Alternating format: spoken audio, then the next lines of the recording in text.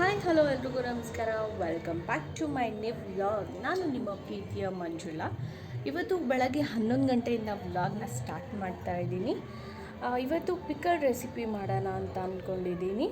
ಯಾವ pickle recipe ಮಾಡ್ತಾ ಇದ್ದೀನಿ ಅಂತ ಆಲ್ರೆಡಿ ನೀವು ಥಂಬ್ನೇಲ್ ನೋಡಿದ್ರೇ ಗೊತ್ತಾಗಿರುತ್ತೆ.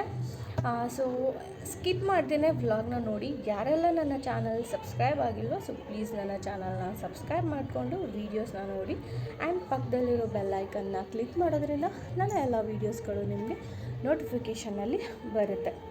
ಆ್ಯಂಡ್ ನಿಮ್ಮ ಫ್ಯಾಮಿಲಿ ಫ್ರೆಂಡ್ಸ್ಗೆ ಶೇರ್ ಮಾಡೋದನ್ನು ಮರಿಬೇಡಿ. ಬನ್ನಿ ವಿಡಿಯೋನ ಸ್ಟಾರ್ಟ್ ಮಾಡೋಣ. ನೆಲ್ಲಿಕಾಯಿನ ನಾನು ನೀರಲ್ಲಿ ತೊಳಿತಾ ಇದ್ದೀನಿ. ಸೊ ಎಲ್ರಿಗೂ ಗೊತ್ತೇ ಇರುತ್ತೆ, ನಾವು ಯಾವುದೇ ಒಂದು ಉಪ್ಪಿನಕಾಯಿ ಹಾಕಬೇಕು ಅಂತ ಅಂದ್ರೂ ಫಸ್ಟು ನೀರಲ್ಲಿ ತೊಳೆದು ಒಂದು ಬಟ್ಟೆಯಿಂದ ಒರೆಸಿ ಆಮೇಲೆ ಉಪ್ಪಿನಕಾಯಿ ಹಾಕಬೇಕು. ನೀರಿನ ಅಂಶ ಇದ್ದರೆ ತುಂಬ ಬೇಗನೆ ಹಾಳಾಗಿಬಿಡುತ್ತೆ ಉಪ್ಪಿನಕಾಯಿ. ಸೊ ಹಾಗಾಗಿ ನಾನು ಬಿಸಿಲಲ್ಲಿ ಹಾಕ್ತಾಯಿದ್ದೀನಿ. ಇದು ಸ್ವಲ್ಪ ಜಾಸ್ತಿ ಇದೆ ಅಲ್ಲ, ಸೊ ಇವಾಗ ಬಿಸಿಲಂತೂ ತುಂಬಾ ಇದೆ. ಸೊ 1-2 hours ಅಥವಾ 3 hours ಬಿಸಿಲಿಗೆ ಹಾಕಿದ್ರೆ ನೀರೆಲ್ಲ ಹೋಗಿಬಿಡುತ್ತೆ ಅಂತ ನಾನು ಬಿಸಿಲಿಗೆ ಹಾಕ್ತಾಯಿದ್ದೀನಿ. ನೆಲ್ಲಿಕಾಯಿನಲ್ಲಿ ಚೆನ್ನಾಗಿರೋದು ಇತ್ತು, ಒಂದೆಷ್ಟು ಕಲೆ ಆಗಿರೋದು ಕೂಡ ಇತ್ತು. ಸೊ ಅದನ್ನು ನಾನು ಕಟ್ ಮಾಡ್ಕೊಂಡಿದ್ದೀನಿ. ಈ ರೀತಿ ಎಲ್ಲೆಲ್ಲೆಲ್ಲ ಕಲೆ ಆಗಿತ್ತೋ ಸೊ ಅಲ್ಲಿ ಈ ರೀತಿ ಕಟ್ ಮಾಡಿ ಇದನ್ನು ಕೂಡ ವಾಶ್ ಮಾಡಿ ಒಟ್ಟಿಗೆ ಒಣಗಿಸ್ತಾ ಇದ್ದೀನಿ. ಬಟ್ ಇದನ್ನು ನಾನು ಸಪ್ರೇಟಾಗಿ ಹಾಕ್ತೀನಿ, ಅಂದರೆ ಹಾಳಾಗಿಬಿಡುತ್ತೇನೋ ಬೇಗ ಅಂತ ಅಂದ್ಬಿಟ್ಟು ಅಷ್ಟೇ. ಈ ನೆಲ್ಲಿಕಾಯಿನ ನನಗೆ ಕಸಿನ್ ತೊಗೊಂಡು ಬಂದು ಕೊಟ್ಟಿದ್ರು. ಇವಾಗ ಪ್ರೆಗ್ನೆಂಟ್ ಇದ್ದೀನಲ್ಲ, ಸೊ ತಿನ್ನಲಿ ಅಂದ್ಬಿಟ್ಟು ತೊಗೊಂಡು ಬಂದು ಕೊಟ್ಟಿದ್ರು. ನಾನು ಒಂದು 4 ತಿಂದ್ಬಿಟ್ಟು ಚೆನ್ನಾಗಿದೆ ಅಂತ ಇನ್ನೊಂದು ಸ್ವಲ್ಪ ಬೇಕು ಅಂತ ಕೇಳಿದೆ. ಸೊ ಹಾಗಾಗಿ ಇಷ್ಟೊಂದು ತೊಗೊಂಡು ಬಂದುಬಿಟ್ಟಿದ್ರು ಅವರು. ಒಂದು 4-5 ಆದರೆ ತಿಂದ್ಬಿಟ್ಟು ಖಾಲಿ ಮಾಡ್ಬೋದು. ಇಷ್ಟೊಂದು ಇದ್ದರೆ ಒಂದೇ ದಿವಸದಲ್ಲಿ ಖಾಲಿ ಮಾಡೋಕ್ಕಾಗಲ್ಲ ಮತ್ತು ಬೇಗ ಹಾಳಾಗಿಬಿಡುತ್ತೆ ಅಂತ ಇದನ್ನು ಉಪ್ಪಿನಕಾಯಿ ಹಾಕಿದ್ರೆ ಚೆನ್ನಾಗಿರುತ್ತೆ ಅಂತ ಅಂದ್ಬಿಟ್ಟು ನಾನು ಉಪ್ಪಿನಕಾಯಿ ಹಾಕೋದಕ್ಕೆ ರೆಡಿ ಮಾಡ್ಕೊಂಡಿದ್ದೆ. ಈ ನೆಲ್ಲಿಕಾಯಿ ಉಪ್ಪಿನಕಾಯಿಗೆ ನಾನು ಏನೆಲ್ಲ ಪದಾರ್ಥಗಳನ್ನ ಹಾಕ್ತೀನಿ ಅಂತ ಸ್ಕಿಪ್ ಮಾಡ್ದೇನೆ ವಿಡಿಯೋನ ಸ್ಕಿಪ್ ಮಾಡಿ ನೋಡಿದ್ರೆ ನಾವು ಯಾವ್ಯಾವ ಪದಾರ್ಥಗಳನ್ನ ಹಾಕಿದ್ದೀವಿ ಅಂತ ನಿಮಗೆ ಗೊತ್ತಾಗಲ್ಲ. ಸೊ ಹಾಗಾಗಿ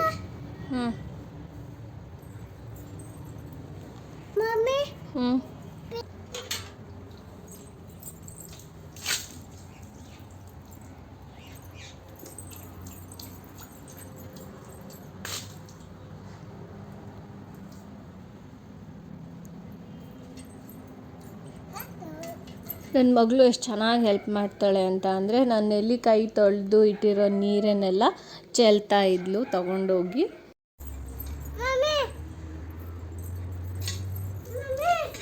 ಓ ನಿಂದು ಫೋಟೋ ತೆಗಿತೀನಿ,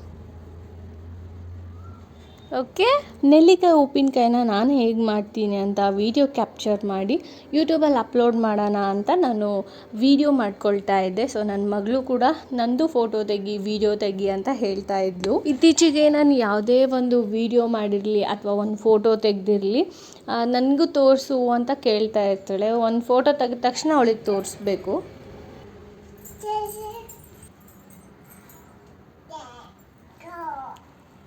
ಅದಿನ್ನ ಡ್ರೈ ಆಗಿಲ್ಲ ಮಗನ, ಬಾಯಿ ಕಡೆ. ಇವಾಗ ನೆಲ್ಲಿಕಾಯಿ ಎಲ್ಲ ಡ್ರೈ ಆಗಿದೆ. ನಾನು ಬೆಳಗ್ಗೆ 11 ಗಂಟೆಗೆ ವಾಶ್ ಮಾಡಿ ಬಿಸಿಲಿಗೆ ಹಾಕಿದ್ದೆ. ಇದನ್ನು ನಾನು ತೆಗೆದಿರೋದು 4:30 ಏನೋ ಆಗಿತ್ತು. ತೆಗೆದಾಗ ಸ್ವಲ್ಪ ಕೆಲಸ ಇತ್ತು ಅಂತ ಆಚೆ ಹೋಗಿದ್ದೆ. ಸೊ ಹಾಗಾಗಿ ನೆಲ್ಲಿಕಾಯಿ ಜೊತೆಗೆ ಮಾವಿನಕಾಯಿ ಕೂಡ ತೊಗೊಂಡು ಬಂದು ಕೊಟ್ಟಿದ್ರು ನನ್ನ ಕಸಿನ್ನು. ಇವಾಗ ಮಾವಿನಕಾಯಿ ಸೀಸನ್ ಕೂಡ ಸ್ಟಾರ್ಟ್ ಆಗಿದೆ. ತುಂಬ ಚಿಕ್ಕದು ಮಾವಿನಕಾಯಿ ಇತ್ತು. ಸೊ ಅದನ್ನು ಕೂಡ ನಾನು ವಾಶ್ ಮಾಡಿ ಕಟ್ ಮಾಡಿ ಇಟ್ಕೊಂಡಿದ್ದೀನಿ.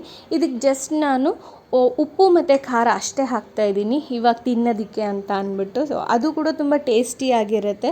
ಬರೀ ಉಪ್ಪು ಖಾರ ತಿನ್ನೋದು ಚಿಕ್ಕ ವಯಸ್ಸಲ್ಲಿ ಹಾಗೇ ತಿಂತಾಯಿದ್ವಿ. ನೆಲ್ಲಿಕಾಯಿನ ಉಪ್ಪಿನಕಾಯಿ ಹಾಕೋದಕ್ಕೆ ಮಸಾಲೆ ಬೇಕಾಗುತ್ತೆ. ಸೊ ಮಸಾಲೆ ರೆಡಿ ಮಾಡ್ಕೊಳ್ತಾ ಇದ್ದೀನಿ.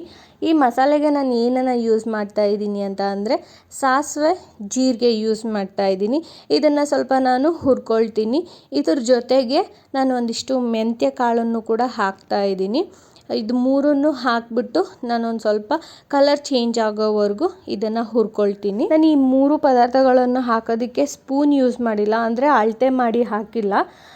ಇನ್ ಕೇಸ್ ಏನಾದರೂ ಮಿಕ್ಕಿದ್ರೆ ನಾನು ಮಾವಿನಕಾಯಿಗೂ ಯೂಸ್ ಮಾಡ್ಕೊಳ್ಳೋಣ ಅಂತ ಅಂದ್ಕೊಂಡು ಅಂದಾಜು ಮೇಲೆ ಹಾಕಿದ್ದೀನಿ. ಸೊ ಮೆಂತ್ಯ ಕಾಳು ಮತ್ತು ಸಾಸಿವೆ ಇವೆರಡನ್ನೂ ಸ್ವಲ್ಪ ನೋಡಿ ಹಾಕ್ಕೊಳ್ಬೇಕಾಗತ್ತೆ, ಬಿಕಾಸ್ ಅವೆರಡೂ ಸ್ವಲ್ಪ ಕಹಿ ಇರುತ್ತಲ್ಲ. ಸೊ ಹಾಗಾಗಿ ಕ್ವಾಂಟಿಟಿ ಎಷ್ಟು ಬೇಕೋ ಅಷ್ಟು ಕ್ವಾಂಟಿಟಿನ ಹಾಕ್ಕೊಳ್ಬೇಕಾಗತ್ತೆ. ಈ ಮೆಂತ್ಯ ಕಾಳು, ಜೀರಿಗೆ ಮತ್ತು ಸಾಸಿವೆ ಈ ಮೂರನ್ನು ನಾನು ಸ್ವಲ್ಪ ಕಲರ್ ಚೇಂಜ್ ಆಗೋವರೆಗೂ ಹುರ್ಕೊಂಡಿದ್ದೀನಿ. ನೀವೇನೇ ವಿಡಿಯೋದಲ್ಲಿ ನೋಡ್ತಾ ಇರ್ಬೋದು, ಕಲರ್ ಚೇಂಜ್ ಆಗಿದೆ ಕಂಪ್ಲೀಟಾಗಿ. ಸೊ ಇದನ್ನು ಇವಾಗ ನಾನು ಮಿಕ್ಸಿ ಜಾರಿಗೆ ಹಾಕ್ಕೊಳ್ತೀನಿ ಪೌಡರ್ ಮಾಡ್ಕೊಳ್ಳೋದಕ್ಕೆ. ಇದು ಕಂಪ್ಲೀಟ್ ಪೌಡರ್ ಮಾಡ್ಕೋಬೇಕು ಅಂತೇನಿಲ್ಲ. ಕೆಲವ್ರಿಗೆ ತರಿ ತರಿಯಾಗಿದ್ದರೆ ಇಷ್ಟ ಆಗುತ್ತೆ ಮಸಾಲೆ, ಕೆಲವ್ರಿಗೆ ಕಂಪ್ಲೀಟ್ ಪೌಡ್ರ್ ಥರ ಇದ್ದರೆ ಇಷ್ಟ ಆಗುತ್ತೆ. ಸೊ ಅವರವರ ಇಷ್ಟಕ್ಕೆ ತಕ್ಕ ಹಾಗೆ ಆ ಪೌಡರ್ನ ಮಾಡ್ಕೊಳ್ಬೋದು. ಉಪ್ಪಿನಕಾಯಿ ಯಾವುದೇ ಹಾಕಿದ್ರೂ ಅದಕ್ಕೆ ಒಗ್ಗರಣೆ ಅಂತೂ ಹಾಕಲೇಬೇಕು. ಬನ್ನಿ ಇವಾಗ ಒಗ್ಗರಣೆಗೆ ರೆಡಿ ಮಾಡೋಣ. ಒಗ್ಗರಣೆಗೆ ಏನೇನು ಹಾಕ್ತೀನಿ ಅಂತ ಹೇಳ್ತೀನಿ. ಆ್ಯಂಡ್ ಒಗ್ಗರಣೆಗೆ ನಾನು ಯೂಸ್ ಮಾಡ್ತಾ ಇರೋದು ಸನ್ಫ್ಲವರ್ ಕುಕ್ಕಿಂಗ್ ಆಯಿಲು. ನಾವು ಎವ್ರಿ ಡೇ ಬ್ಯಾಂಗ್ಳೂರಲ್ಲಿ ಯೂಸ್ ಮಾಡೋದು ಸನ್ಫ್ಲವರ್ ಕುಕ್ಕಿಂಗ್ ಆಯಿಲು. ಆ್ಯಂಡ್ ನಮ್ಮ ಅಮ್ಮ ಮನೇಲೂ ಎವ್ರಿ ಡೇ ಕುಕ್ಕಿಂಗಿಗೆ ಯೂಸ್ ಮಾಡೋದು ಸನ್ಫ್ಲವರ್ ಆಯಿಲೇನೆ. ಇವಾಗ ಎಣ್ಣೆ ಬಿಸಿ ಆಗಿದೆ. ನಾನು ಜಾಸ್ತಿ ಬಿಸಿ ಮಾಡಿಲ್ಲ, ಸ್ವಲ್ಪ ಲೈಟಾಗಿ ಬಿಸಿ ಮಾಡಿದ್ದೀನಿ ಎಣ್ಣೆನ. ಬೆಳ್ಳುಳ್ಳಿನ ನಾನು ಮೊದಲೇನೆ ಸಿಪ್ಪೆ ಎಲ್ಲ ತೆಗೆದುಬಿಟ್ಟು ಎತ್ತಿಟ್ಕೊಂಡಿದ್ದೆ. ಸೊ ಒಗ್ಗರಣೆಗೆ ಬೆಳ್ಳುಳ್ಳಿ ಮತ್ತು ಕರಿಬೇವು ಹಾಕ್ತಾ ಇದ್ದೀನಿ. ಜೊತೆಗೆ ಇದಕ್ಕೆ ಜೀರಿಗೆ ಕೂಡ ಹಾಕೊಳ್ಬೋದು ಆ್ಯಂಡ್ ಒಣಮೆಣ್ಸಿನ್ಕಾಯಿ ಹಾಕೊಳ್ಬೋದು. ನಾನು ಇಲ್ಲಿ ಅವೆರಡನ್ನೂ ಸ್ಕಿಪ್ ಮಾಡಿದ್ದೀನಿ. ಆಪ್ಷನಲ್ ಇರುತ್ತೆ, ನಿಮಗೆ ಬೇಕು ಅಂತ ಅಂದರೆ ಹಾಕೊಳ್ಬೋದು. ಸೊ ಟೇಸ್ಟು ಕೂಡ ಚೆನ್ನಾಗಿರುತ್ತೆ. ಇವಾಗ ನಾನು ಗ್ಯಾಸನ್ನು ಆಫ್ ಮಾಡ್ತಾ ಇದ್ದೀನಿ. ಇದಕ್ಕೆ ನಾನು ಅರಿಶಿನ ಪೌಡರ್ ಹಾಕ್ಕೊಳ್ತೀನಿ. ಇನ್ ಕೇಸ್ ಜಾಸ್ತಿ ಏನಾದರೂ ಎಣ್ಣೆ ಬಿಸಿ ಆಗಿದ್ದರೆ ಅರಿಶಿನ ಪೌಡರು ಸೀದೋಗಬಾರ್ದು ಅಂತ ಫಸ್ಟು ಗ್ಯಾಸನ್ನು ಆಫ್ ಮಾಡಿದೆ. ಅರಿಶಿನ ಪೌಡರ್ ಹಾಕಿದ ಮೇಲೆ ಇದಕ್ಕೆ ನಾನು ಕೆಂಪು ಮೆಣಸಿನ ಪುಡಿ ಹಾಕ್ತಾ ಇದ್ದೀನಿ. ಇದು ಮನೆಯಲ್ಲೇ ಮಾಡಿದ್ದು ಬ್ಯಾಡಗಿ ಮೆಣಸಿನ್ಕಾಯಿಂದ. ಖಾರ ಇರಲ್ಲ, ನಾವು ಎಷ್ಟು ಹಾಕಿದ್ರೂ ಖಾರನೇ ಆಗಲ್ಲ. ಸೊ ಇದನ್ನು ಇವಾಗ ಚೆನ್ನಾಗಿ ಮಿಕ್ಸ್ ಮಾಡ್ಕೊಳ್ತೀನಿ.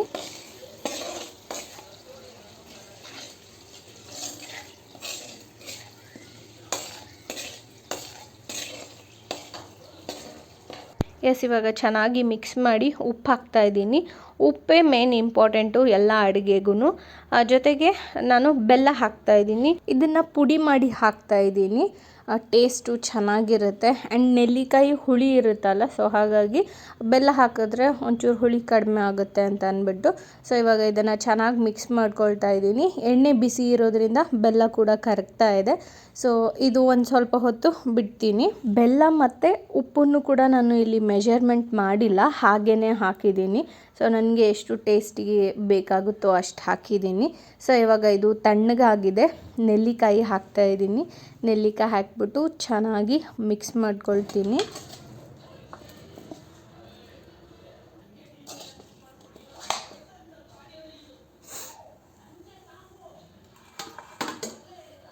ಒಗ್ಗರಣೆಯಲ್ಲಿ ನೆಲ್ಲಿಕಾಯಿನ ಮಿಕ್ಸ್ ಮಾಡಿದ್ದಾಯಿತು. ಇದಕ್ಕೆ ನಾವು ಮಸಾಲೆ ಹಾಕ್ಕೊಳ್ತಾ ಇದ್ದೀವಿ. ಮಿಕ್ಸರಲ್ಲಿ ಪೌಡರ್ ಮಾಡಿಟ್ಕೊಂಡಿತ್ತಲ್ಲ ಸಾಸಿವೆ, ಜೀರಿಗೆ ಮತ್ತು ಮೆಂತ್ಯ ಕಾಳದ ಪೌಡರ್ನ ಹಾಕ್ತಾಯಿದ್ದೀನಿ. ಇದು ಬಾಕಿದು ನಾನು ಎತ್ತಿಟ್ಕೊತಾ ಇದ್ದೀನಿ. ನನಗೆ ಎಷ್ಟು ಬೇಕೋ ಅಷ್ಟೇ ಹಾಕಿದ್ದೀನಿ. ನಾವು ಸ್ವಲ್ಪ ಮಸಾಲೆ ಜಾಸ್ತಿ ತಿಂತೀವಿ, ಸೊ ಹಾಗಾಗಿ ಸ್ವಲ್ಪ ಮಸಾಲೆನ ಜಾಸ್ತಿ ಹಾಕ್ಕೊಂಡಿದ್ದೀನಿ. ಬಾಕಿದೆಲ್ಲ ಎತ್ತಿಟ್ಕೊಂಡಿದ್ದೀನಿ. ಉಳಿದಿರೋ ಮಸಾಲೆನ ನಾನು ಮಾವಿನಕಾಯಿಗೂ ಸ್ವಲ್ಪ ಹಾಕ್ಕೊಳ್ತೀನಿ. ಸೊ ಅದಕ್ಕೆ ಎತ್ತಿಟ್ಕೊಂಡಿದ್ದೀನಿ. ಇವಾಗ ಇದನ್ನು ಮಿಕ್ಸ್ ಮಾಡ್ತೀನಿ ಕಂಪ್ಲೀಟಾಗಿ. ಮಿಕ್ಸ್ ಮಾಡಿ ಆದಮೇಲೆ ಇದನ್ನು ಉಪ್ಪಿನಕಾಯಿದು ಜರಡೀಲಿ ಹಾಕಿಡಬೇಕು. ಉಪ್ಪಿನಕಾಯಿ ಜರಡೀಲಿ ಹಾಕಿಟ್ರೆ 1 ವರ್ಷದವರೆಗೂ ನಾವು ಇದನ್ನು ಸ್ಟೋರ್ ಮಾಡ್ಕೊಳ್ಬೋದು. ಅದರಲ್ಲೇನು ಹಾಳಾಗೋದಿಲ್ಲ. ನಾವು ಈ ಥರ ಪ್ಲಾಸ್ಟಿಕ್ ಬಾಟಲ್ಸು ಆ ಥರ ಎಲ್ಲ ಯೂಸ್ ಮಾಡಿದ್ರೆ ತುಂಬ ಬೇಗನೆ ಹಾಳಾಗಿಬಿಡುತ್ತೆ. ನೋಡಿದ್ರೆ ಅಲ್ವಾ ನಾನು ಪಿಕಲ್ ರೆಸಿಪಿ ಹೇಗೆ ಮಾಡಿದ್ದೆ ಅಂತ. ಸೊ ನೀವು ಒಂದ್ಸತಿ ಟ್ರೈ ಮಾಡಿ ಅಂತ ಹೇಳ್ತಾ ಈ ವ್ಲಾಗ್ ನಿಮ್ಗೆಲ್ರಿಗೂ ಇಷ್ಟ ಆಗಿದೆ ಅಂತ ಅಂದ್ಕೊಂಡು ಇಲ್ಲಿಗೆ ಎಂಡ್ ಮಾಡ್ತಾ ಇದ್ದೀನಿ. ಮತ್ತೊಂದು ಹೊಸ ವ್ಲಾಗ್ ಜೊತೆಗೆ ನಾನು ನಿಮಗೆ ಸಿಗ್ತೀನಿ. ಅಲ್ಲಿವರೆಗೂ thank you so much for watching this video and love you all. Bye.